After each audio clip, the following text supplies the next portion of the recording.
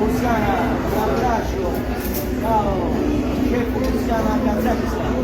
Ciao dall'Italia.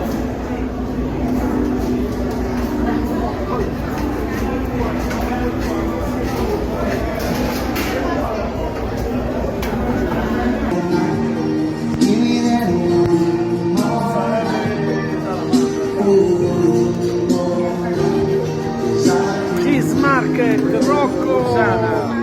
Faccio vedere un buffet che abbiamo preparato di formaggi messi italiani.